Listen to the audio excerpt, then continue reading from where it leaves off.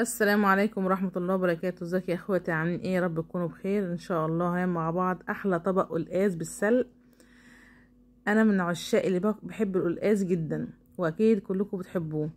دلوقتي انا معايا حزمة كزبرة، مش بقدونس، لا هنجيب كزبرة وحزمة سلق وثلاث بصلات ومعلقة توم مفروم، سوري، توم مفروم. ومعايا البهارات بتاعتنا عبارة عن ايه بقى؟ معلقة كمون، معلقة فلفل اسود، معلقة ملح، جنزبيل، بابريكا، توم باودر، بصل باودر، السبع بهارات، من كل حاجة معلقة صغيرة، وقلبين مرقة ديت. معايا معلقتين سمنة على معلقتين زيت، دول هخليهم في الاخر خالص. انا معايا دلوقتي كيلو ونص قلقاس، براحتك انت بقى، لو عايزة تعملي كيلو اتنين براحتك. انا جبت كيلو ونص. اول حاجة انا هركن البهارات والحاجات دي كلها دلوقتي. انا هغسل الاول هغسل الخضره والسلق وهرجع لكم. دلوقتي انا غسلت السلق بتاعنا والخضره وقطعتهم، وهولع على حله ميه صغيره عشان هسلق فيها السلق مع الخضره. ادي ولعت على الميه والميه غليت معانا. بعد ما تغلي معانا زي كده تقوم حاطه السلق والخضره فيها عشان تدبل معايا، عشان اعرف اضربها في الخلاط. ما ينفعش اضرب السلق والخضره بتاعتنا في الخلاط كده، لا، المفروض الاول نغليه مع حبه ميه يتبلوا، وبعد ما يتبلوا هنسيبهم يبردوا خالص.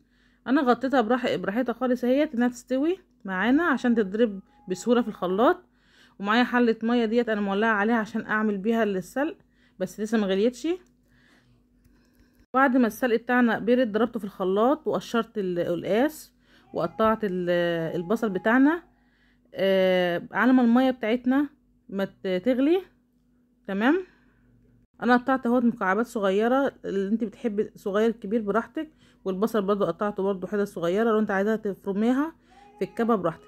على ما الميه بتاعتنا تغلى هعمل حبه رز محمر، والرز المحمر ده بيتاكلش غير مع القلقاس، تمام. انا هغسل الرز دلوقتي على مولع على حله الرز. هولع على الحله فاضيه الاول عشان اعمل الرز معاكم.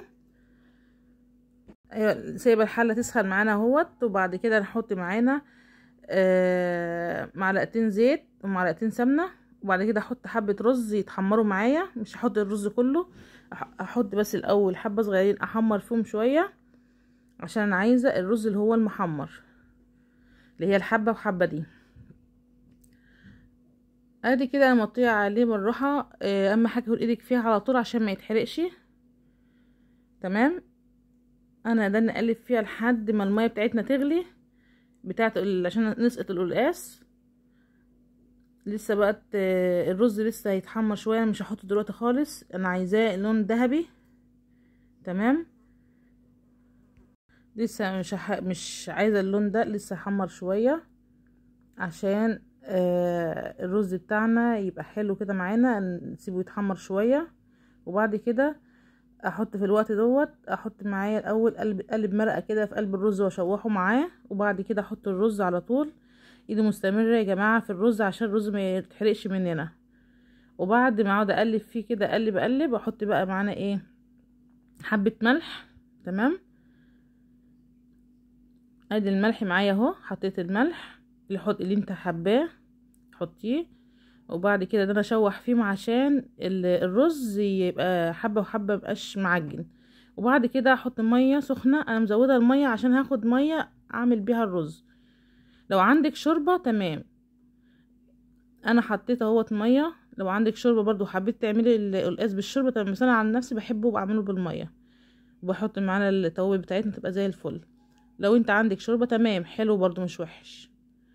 ادي الرز سقيته اهوت، وبعد كده اغطيه. بعد كده ايه، الميه تغلي معانا، هحط بقى ايه مع بعض نحط مع بعض القلقاس. ادي الميه معانا غليت اهيت، هسقط بقى ايه القلقاس بتاعنا. لسه كده الرز خلاص اتشرب ووطيت عليه. انا حطيت معايا السلق الاول، وحطيت البصل، وبعد كده احط القلقاس بتاعنا. اهم حاجه يا جماعه احطه في حله واسعه، علشان انا عندي طلعت الحاجه كتير، وكنت عايزه حله اكبر من كده، بس انا نقلت حله تانية، يعني فضيت شويه علشان ما يقعش وكده ما يجي يغلي. وبعد كده حطيت نص معلقه توم مفروم معاهم، وبعد حطيت البهارات بتاعتنا. تمام. مش هنحط التوم اللي هو المعلقه الكبيره، لا احط نصها، وبعد كده احط المرقه بتاعتنا. باقي التوم بقى التانية دي هنخليها خالص، عشان هنعملها بمعلقتين السمنه اللي احنا ركناهم، هنطش بيهم التومه دول، خليهم في الاخر خالص. اهم المعلقتين دولت انا قلت لك عليهم خليهم. بعد كده هدلنا نقلب في الرز. بص الرز مفلفل معانا ازاي، عشان شوحناه حلو وسقيناه بميه سخنه. لو سقيتيه بميه ساقعه هيتعجن مننا، لا الميه السخنه حلوه جدا ويسهل معانا الرز يستوي معانا. اما حاجه الحله القلقاس ما تغطيهاش. انا عندي غرقت الدنيا وبهدلت البوتاجاز عشان بتفور. حتى بعد ما حطيت الغطا نص كده برضو فار وشلته خالص. ما تغطيش خالص القلقاس، وطي خالص، وبعد كده اقعدي اقلبي فيه كل شويه. هو فار معايا، بس اهم حاجه حطيه في حله واسعه عشان ما يبهدلش الدنيا زي ما بهدل الدنيا عندي. وبعد كده سيبيه يستوي براحته، بس اهم حاجه اوطي عليه، عشان انت لو عليت عليه النار هيفور. كل ما النار عاليه بتدنه يفور ازاي زي ما انت شايفه كده. لا وطي النار شويه. انا دلوقتي احتجت حبه ملح حطيته. سيبيه خالص بقى ايه يستوي مع نفسه. تمام. انا بقى ايه خلاص كده استوى معانا. انا حطيت معانا معلقتين السمنه معلقتين الزيت اللي احنا ركناهم، انا قلت لك عليهم خليهم في اخر حاجه دولت، ومعاهم نص معلقه الثوم. هدنا اشوح فيهم كده لحد ما ايه ما يديني لون الذهبي. ايدي في الثوم عشان ما يتحرقش. ايوه خليني ايدي في الثوم كده على طول عشان ما يتحرقش معانا. واهم حاجه ما تحطيش الثوم لما يكون الثوم متحمر كده معانا، عشان يدي ريحه معانا. طول ما بتحمري التومه تلاقي النتيجه احلى وطعم كمان جميل. بعد ما التومه خلاص كده خلصت معانا، هنحطها بقى على القلقاس. بص الحركه دي بقى بتخلي ريحه القلقاس وطعم القلقاس جميل جدا. انا حطيت كبشتين في قلب التومه كده، وبعد كده افضيهم في قلب الحله. تمام. خلاص كده القلقاس خلاص بقى جاهز معانا. تدي بس غلوتين اتنين بس على طول غرف معانا كده. خلاص الرز بتاعنا استوى معانا. وبعد كده هغرف بقى الرز بتاعنا. بصي جميل ازاي مفلفل ازاي. يلا قوموا شجعوا كده، يلا قوموا اعملوا حبه قلقاس كده وحبه رز. بصراحه هو بيتاكلش غير بالرز المحمر ده. بعد كده بقى انا عبيت اهوت الطبق الرز بتاعنا.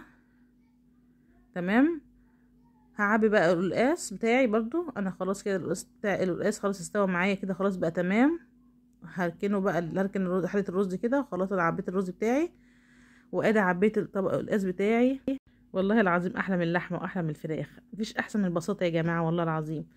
حبه قلقاس وحبه رز جميله جدا واكله جميله وزي العسل. ادي معانا القلقاس بتاعنا اهوت. جميل. حابه تشربيه بالشوربه كده، حابه تاكليه بالرز براحتك. انا غرفت حبه القلقاس اهوت في الطبق، وبعد كده بقى نحط جنبه الطبق الرز اللي احنا عملناه. والف هنا وشفا لكم يا حبايبي. يلا قوموا شجعوا كده، قوموا اعملوا حبه قلقاس. لو عجبكم القلقاس بتاعي يلا قوموا يلا اعملوه. واهم حاجه تشتركوا في القناه عشان يوصلكم كل جديد، وتفعلوا الجرس. مع الف سلامه.